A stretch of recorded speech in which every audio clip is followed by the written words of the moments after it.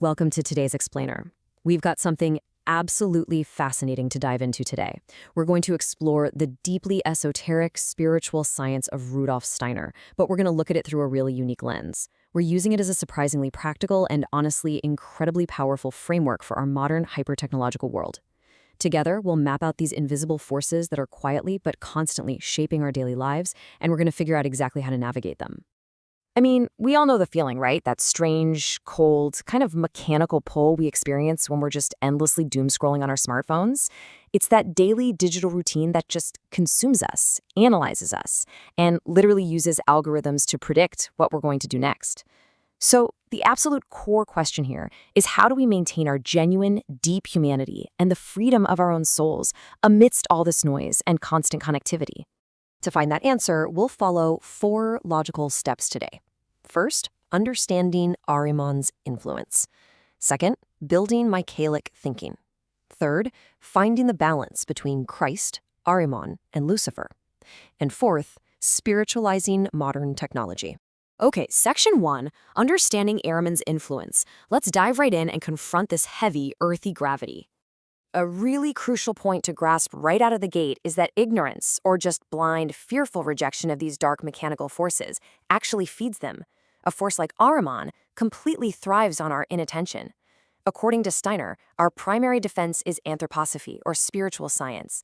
Think of it like an inner armor. And here's the kicker. We don't forge this armor by closing our eyes and hiding from technology, but rather through an entirely unprejudiced, objective study of these spiritual forces. Clear, accurate knowledge is quite literally our truest shield. So, how does Ahriman actually show up? Well, he manifests in our world through some very specific traits. We're talking about a hard, unyielding materialism, an intellectualism that is just completely devoid of warmth and soul, a cold, mechanical way of thinking that basically views humanity as nothing more than a biological machine, and something Steiner aptly calls scientific superstition. By clearly identifying and putting a name to these traits in our everyday lives, they actually start to lose their unconscious magnetic power over us. We're no longer just pawns on the board, We actually start to understand the rules of the game. Let's ground this with a direct quote from Steiner's work. He writes, "Nothing will help us to find the right attitude to the part Ahriman plays in human evolution except an unprejudiced study of the forces through which Ahriman's influence works and a knowledge of the forces with which humanity can arm itself against temptation and being led astray." So what does this actually mean in practice? It means we absolutely must not run away from modern science and technology. No way. Instead, we have to penetrate them with a profound, awakened spiritual understanding. Moving right along to section 2, building Michaelic thinking. Let's look at how to actively fortify the soul against these mechanical influences. So what exactly is Michaelic thinking? Well, it's not some vague, woo-woo mysticism or clouded emotion. Actually, it is crystal clear, fiercely independent thinking that is deeply permeated with moral intuition and spiritual insight. This incredible concept is named after the Archangel Michael, who, in this spiritual tradition, is seen as the absolute champion and leader in the fight against Ahrimanic forces, specifically since the year 1879. It's a way of thinking that is sharp as a sword, but it radiates with this incredible moral light. To successfully counter the dead, abstract logic of our silicone machines, we really have to practice what Steiner calls living thinking. And we do this through 3 distinct steps: meditation, studying spiritual science, and persistent inner work. Now, this isn't about just passively absorbing data from a glowing screen. This is highly active. It's the dynamic building of inner strength. By doing this, we deliberately create a stark contrast to that soulless intellectualism we were just talking about a moment ago. Now, you might be wondering, why put in all this effort? Well, we have to consciously permeate our soul with spiritual science just to be able to healthily withstand the daily Ahrimanic onslaught. I'm talking about that relentless barrage of notifications, the AI algorithms, the constant digital stress.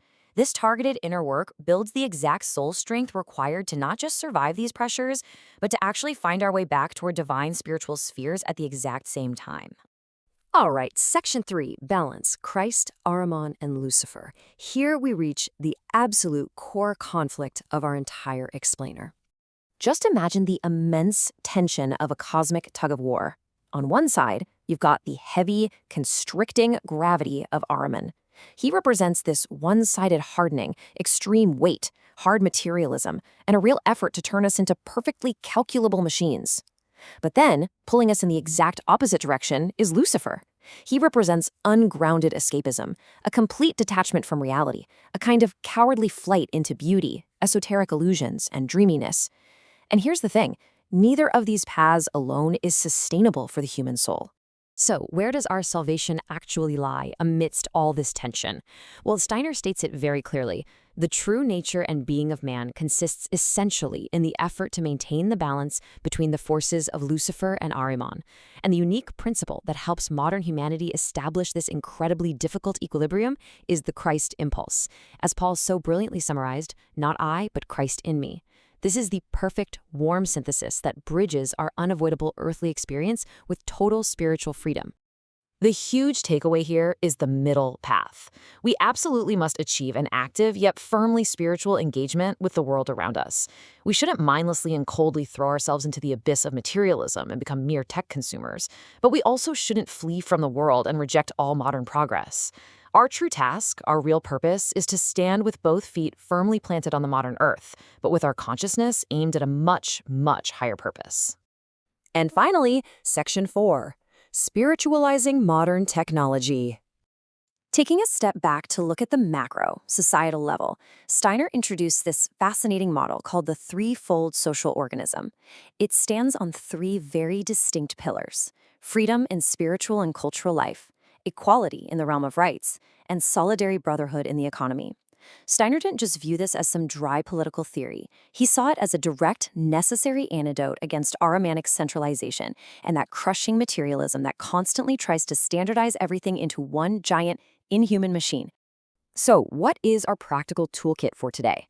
How do we master our tools before they master us? Well, first, bring artistic creativity and moral warmth into your daily routine in your work. Literally turn cold labor into living art. Second, strive to actively build awareness of this threefold social order wherever you happen to have influence. And third, which is maybe the most critical daily task of all, use your technology completely consciously and with clear, deliberate intention. And that brings us to our final thought. Honestly ask yourself right now, are you using technology consciously, or are you kind of letting your own soul be mechanized piece by piece? When you step away from this explainer today and pick up your phone to check your messages, just remember that complex, beautiful balance we've been talking about. The eternal struggle for your spiritual independence isn't happening on some distant, mystical battlefield. It is happening right here, right now, in every single click, swipe, and scroll. Stay conscious and stay human. Thanks so much for joining me, and I can't wait to explore more complex questions with you next time.